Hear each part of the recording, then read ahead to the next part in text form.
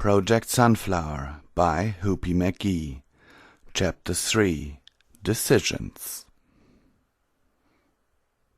It was an hour later, and Dr. Weltschek was beside himself with joy as he escorted Aaron into yet another conference room. He was talking a steady stream of encouragement and reassurance, which Aaron barely listened to. She felt almost like she was walking through a daydream. This all felt so unreal. It felt surreal to Aaron to be sitting there and calmly discussing how her entire body redesigned and manipulated into that of a pony. She couldn't believe she was actually planning on doing this. A small part of her mind was screaming warnings at her, and she did her best to block that voice out. "Very well," he said, once everyone was seated. "We can now get into more of the details involved in this project, which we are calling Project Insertion. Really, that's the best we've got?" He sighed and shook his head. "All right, then. We're going to have each head to go through and give you a brief summary of what we're doing. First things first. Maggie?" "Thank you, Paul." She turned to address Aaron, passing her a tablet. Aaron took it, but didn't turn it on. It seemed to be a fairly ordinary tablet, touchscreen, like everyone else in the world had these days. "That tablet has all the data that we've collected from Pony World up to this point. All video, all pictures, all scientific data, as well as all our best guesses as to what pony society is like. Please study that in depth and don't allow anyone else to see it. It's keyed to your thumbprint. Please turn it on now." Aaron pressed her thumb to the corner of the screen, which immediately lit up. The logo Project Insertion came up on the screen with the words "Top Secret, Authorized Personnel Only," written in red underneath. "Thank you, Dr. Hansen," she said, tapping on the logo. It vanished, to be replaced by an index. There were several sections, including a video section, a data section, an analysis section, and a section on various pony tattoos. "Oh, please," she said, smiling. "Now that we're working together, you can call me Maggie." Aaron smiled back. "Thank you, Maggie," she said. "You're quite welcome, dear." "You can continue to call me Doctor," said Dr. Edwards tersely. "I'd like to get my part out of the way, if you don't mind. I have to go back to my labs as soon as possible. We're still developing the implants we're going to be using for this little field trip, and I will need all the time I can get in order to get them complete on time." "Certainly, Dr. Edwards," said Dr. Weltschek after a slightly awkward pause. "Please continue." "Very well, young lady. Open the tablet under the part of the index titled Cybernetics. I'll take you through a brief rundown of what we are hoping to accomplish." Aaron did so, feeling a little intimidated by the crabby scientist. "You'll see that, for the most part, the implants will be chemical analyzers of various sorts. You will have several in your digestive system, analyzing the chemical and nutritional content of the food you eat. You'll have further sensors in your nostrils and lungs, analyzing everything from the composition of the air you breathe to the pollen and dust that you manage to inhale. Your eyes will be given a boost.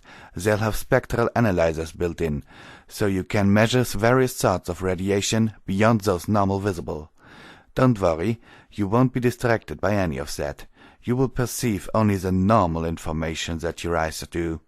However, we were also told to give you whatever physical advantages we could, so you will be able to, at will, tap into both night vision and infrared vision.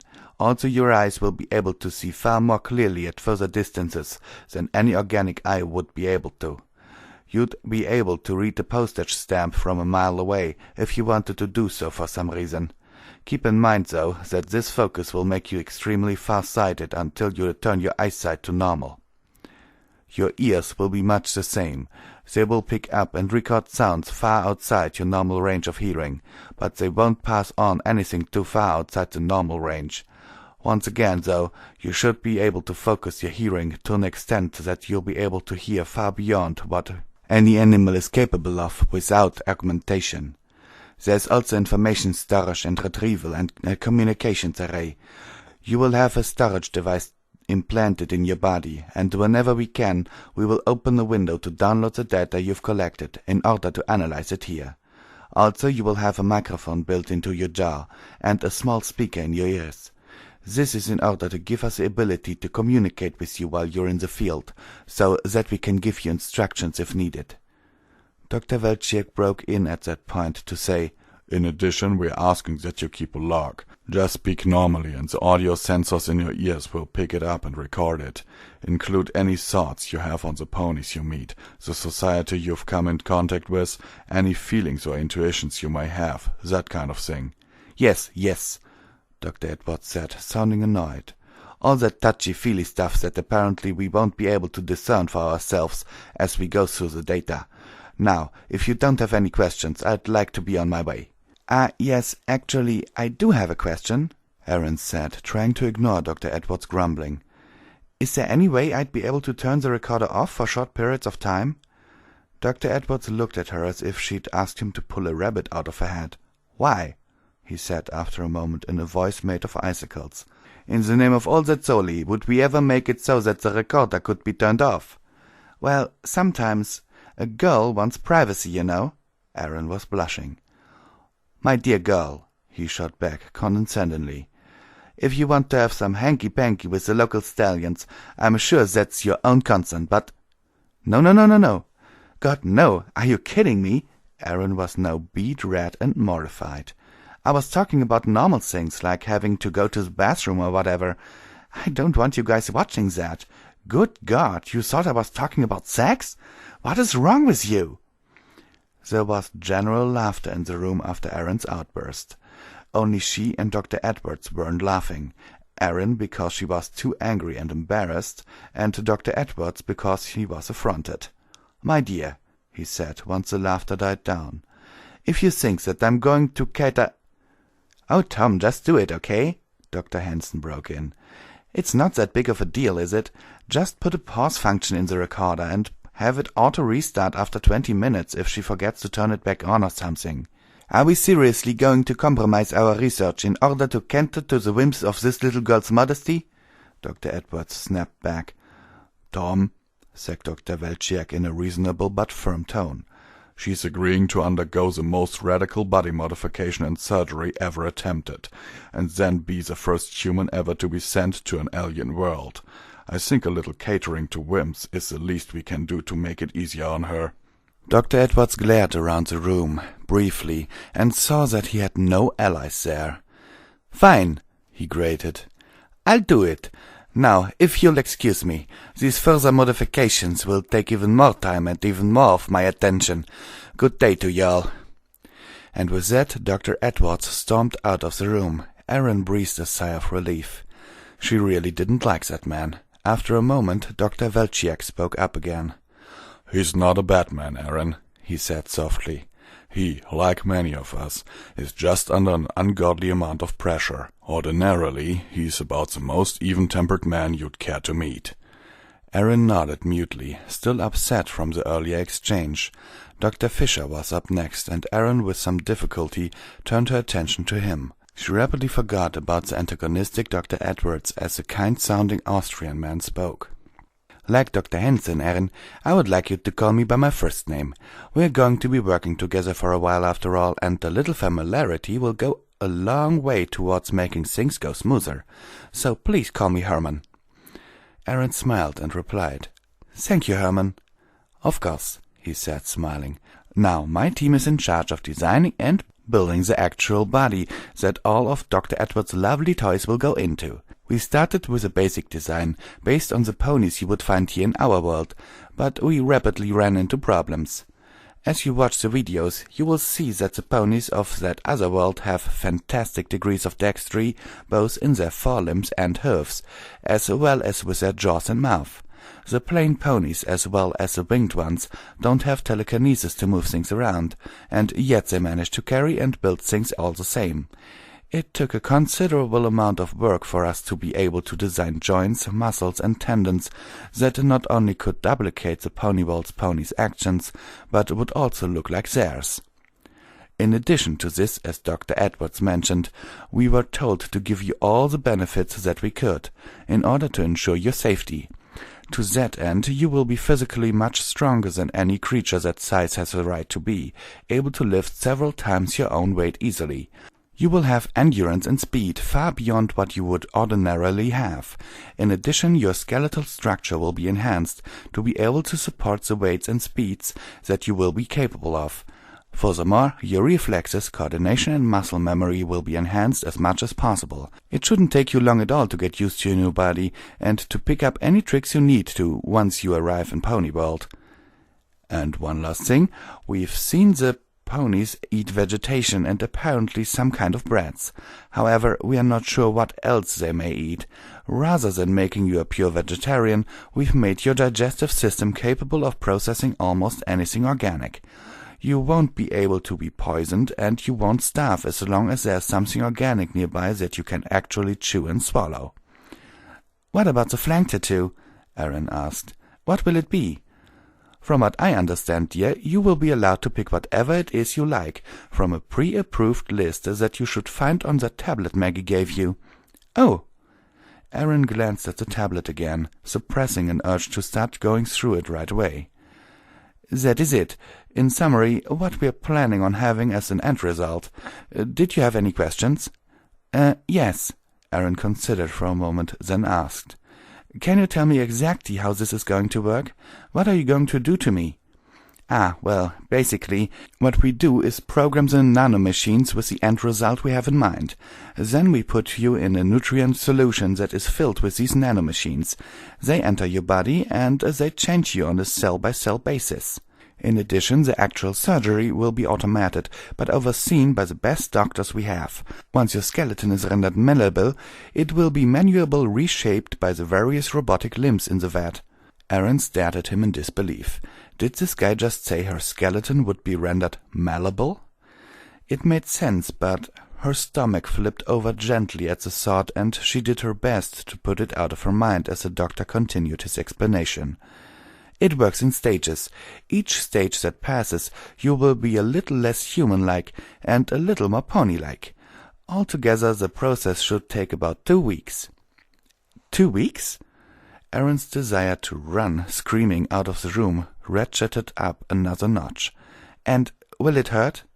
Oh, no, my dear, of course not. Dr. Fisher shook his head emphatically. For you, the time will pass like nothing. You will be unconscious the entire time, while we tend the process and make any adjustments needed. You will simply go to sleep on one day, then wake up on another as a pony. The process to reverse the change will work much the same way, only this time we'll have a template to go off of, so it will be much smoother. We would be able to return you to your current form in about a week or so. And if you like, said Dr. Welchiek, we can include some of the upgrades that you will have had as a pony. The enhanced reflexes, strength and so on. Consider it a positive side effect if you want. Aaron considered that for a moment. It would be kind of cool to be essentially a superhero when she got done with this. I'll think about it, she said. Well, that's about it for the presentations, Dr. Welchiek said. Did you have any other questions? It turns out that she did. The conversation lasted another hour or so as Aaron came up with question after question. How long was she going to be in Pony World? As long as it took, but no longer than a few months. What if they couldn't bring her back? That wasn't even possible, she was assured. As long as they had the equipment and the harmonic wavelength, they could tune into Pony World and eventually find her using the implants she had in her new pony body. What if something happened and she ended up dead or worse than dead, either from the procedure or from other unforeseen circumstances? In that case, her parents would be informed, and if she was still alive, she would be cared for as best as they were able to for the rest of her life. Also, she would be remembered as a hero. What kinds of things could she discuss with the ponies? Could she mention humans? Under no circumstances was she to mention humans, or the plans to migrate the human population to Pony World. Her mission was not diplomatic, it was to gather information. That may change, she was told, but it wasn't up to her to bring up the subject without authorization. When would the actual ponification process, for lack of a better word, take place? At the end of the week, in about 4 days' time. Finally, the meeting wrapped up. Dr. Welchiak told her to study up on the information on the tablets she was given, and she was reminded once again not to share the information on it with anyone who wasn't currently in the room, or Dr. Edwards, if she thought she could get a civil word out of him.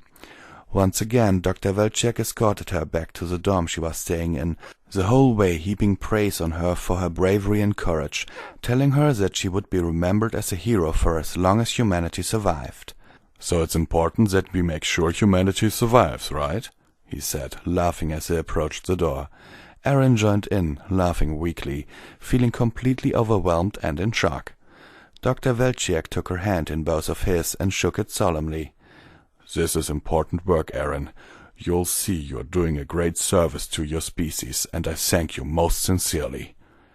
Aaron managed to mumble something in return, and then stumbled through the guarded door back into the dorms. Richard and Adam were still sitting on the couch, though now they were watching a football game on one of the big screens in the room. Adam grabbed the remote and muted it. "Wow," he said. "I wasn't expecting to see you again, at least as a human.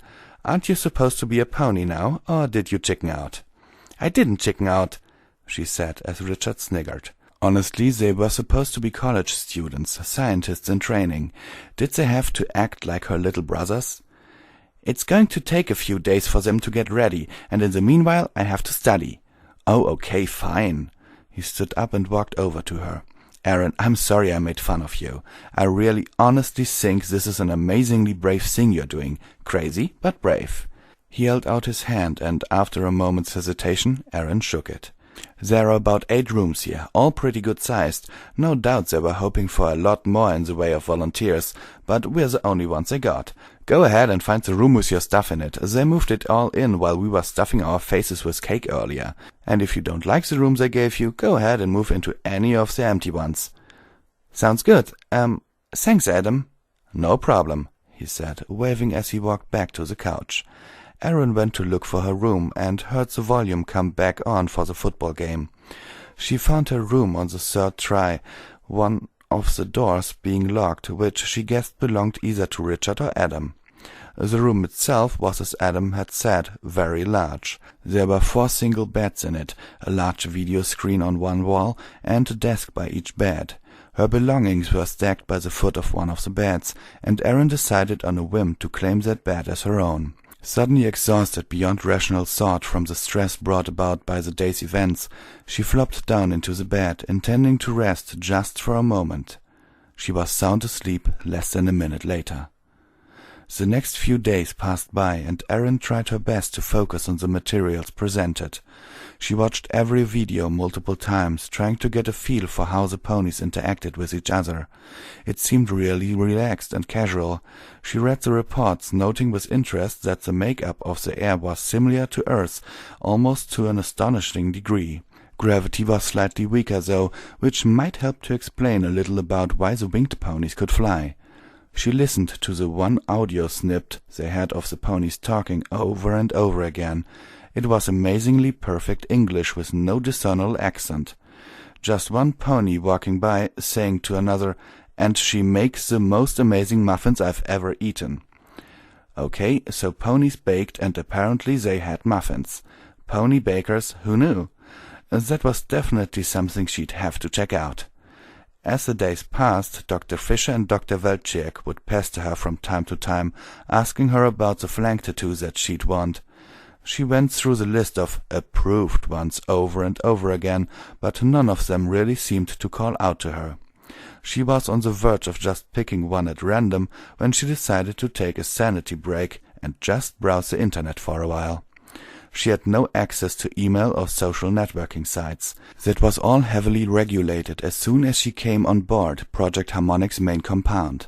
However, there were a few approved news sites that she was allowed to browse through. Figuring that this would be the last chance she had in a while to get caught up on current events, she started reading. That's when it happened. She clicked on a link to a news story, and suddenly her screen filled up with a field full of sunflowers. The title of the article was "Our Vanishing Land." Erin read the first few lines of the article. As the black tide continues its seemingly unstoppable march across our planet, and our government seems powerless to stop it, more and more people are clamoring for an escape route. As they should, since protecting humanity's survival is of paramount importance. But what of our wilderness? Those are slowly vanishing, consumed by the tide in the single largest multi-species extinction event ever to have occurred on our planet. As plans advance for the possible evacuation of the human race, are any plans being made to save our precious plant and animal species? We are talking today to Dr. Ann Richer, head of the Conservation Committee. Erin stopped reading and returned her attention to the sunflowers. They were so vital, so alive, growing in a vast field that seemingly stretched all the way to the horizon. This field, along with everything else on the planet, would soon be wiped out by the black tide. Intellectually, she had known that for years. But looking at this field, she felt a spark of despair. Nothing she could do could save this field of flowers. It would be consumed by the tide, like everything else. Something moved in Erin's heart then. She may not be able to save this field of sunflowers, but sunflowers would grow again. Her work with Project Harmonics would make sure of that. She felt a growing determination and a sense of rightness about that thought, and suddenly she knew what she wanted for her flank tattoo. It wasn't on the approved list, but she didn't care. It was going to be a sunflower. End of discussion. She left the dorms, one of the ever-present guards falling in behind her as she walked down the brightly lit hallways of the Harmonics compound, quickly reaching her destination of Dr. Fisher's office in the Project Ascent lab. After a short wait, she was escorted in, and was surprised to see both Herman and Dr. Welchiek waiting for her in his office. They both greeted her warmly. "Oh, my dear," Dr. Welchiek said, pumping her hand with both of his, as was his habit. "Have you finally decided on your flank tattoo? You know we are starting the process tomorrow." "Yes, Dr. Welchiek, I have." "Excellent. What did you pick? The corn? Perhaps the wheat stalks?" "No," she said, then held up the tablet with its field of sunflowers. "I want this." The two scientists exchanged a glance. "Well, it's not on the approved list, my dear," Dr. Welchiek began. Erin shook her head and cut him off. "I don't care. It's going to be a sunflower. It just feels right. This article in this picture, it moved me. It hit me when I looked at this picture. This field may be gone in a few years' time, but a new field can be planted. And it can be just as beautiful as the original, if not more so. To me, this picture means hope, and it means renewal. Everything that harmonic represents to me. You said to trust my intuition? Well, my intuition says it's going to be this." "Well, it seems appropriate enough," said Dr. Fisher. "After all, plants are pretty common, and I don't recall seeing another pony with a sunflower, which was the primary criteria for the initial selection of flank tattoos." Dr. Welchiek considered for a moment, then nodded. "Very well, my dear. If it's a sunflower you want, then it's a sunflower you'll get." "Oh, it is," Erin said, nodding vigorously. "And if you don't mind, I have another suggestion regarding the name of this particular project. I seem to remember you weren't too pleased with Project Insertion. Well, how about Project Sunflower, for hope and for renewal, and to remind people what's at stake?" Dr. Welchiek stared at her for a moment, then started booming with laughter. "That is an excellent suggestion. Project Sunflower it is." They talked for a bit longer about the next day's upcoming events. Erin knew it all by heart, of course. She was to be here ready to go by 10 sharp. She'd be allowed to send a last letter to her parents, omitting certain details, of course, which would be sent as soon as she entered the nutrient bath in the Ascended Labs. Then, in approximately 2 weeks, she'd awaken in a new body and undergo training in how to use it. Then, when she was ready, she'd be sent through the first available doorway they were able to make, and take her first steps into Pony World. Erin figured it was too late to back out now, even though the thought had occurred to her more than once over the last few days. At the very least, picking out her flank tattoo had made her feel more comfortable with the decision, as if she were taking some control over her destiny. Finally, she went back to her room. Richard and Adam were there, of course, playing video games and loudly trash-talking each other. Erin decided to take the rest of the night off and asked if she could join them. After all, she had all the information on the tablet practically memorized by now. She was as prepared as she could be, apart from being still human. After a few hours of playing around, she decided to go to bed. She was pretty sure that she was too worked up about tomorrow's events to sleep. She lay down anyway. It turned out she was right. It took her almost 3 hours to fall asleep. Her alarm woke her at 8:30 the next morning. Grumpily, she shut it off. She'd had nowhere near enough sleep and was feeling groggy. She made her way into her personal bathroom and showered, then got dressed in her most comfortable jeans and a sweater that had her high school mascot on it. The Mustangs. She'd never made that connection before, and now she found it oddly funny. She exited the room and found Adam in the kitchen, cooking away. "Ah, good morning," he said. "How do you like your eggs?" "You're cooking for me?" she asked, surprised. "Seems like the least I can do. Today's your last day as a human, right? At least for a while. I wanted to do something nice for you before you left." "Oh, you don't have to." "Come on, please. I've already gotten started. Besides, you're kind of my hero for doing this." "Sheesh," she said, blushing. "Laying it a little sick there, are you?" "Scrambled, then." "Scrambled it is. I can do scrambled. In fact, I'm a natural when it comes to scrambled eggs." They talked about small things while he cooked. Where they were born and raised, what their families were like, where they each went to school. Eventually, breakfast was served. Scrambled eggs, ham, toast, with grape jam. Erin stared at it for a moment, realizing that this was the last meal she'd eat as a human for, most likely, months. "Is everything okay?" Adam asked. "It doesn't look that bad, does it?" No, it looks good," Erin said, shaking herself out of it. "It was very sweet of you to cook for me. Thank you." "Not a problem. I really like your, cooking." He looked down at his own plate, and Erin noticed with a shocked thrill that he seemed to be blushing. A thrill and a slight bit of amused annoyance. Now is when he starts opening up. The morning she's going to become a pony? Wonderful timing. Erin smiled, then dug into her meal.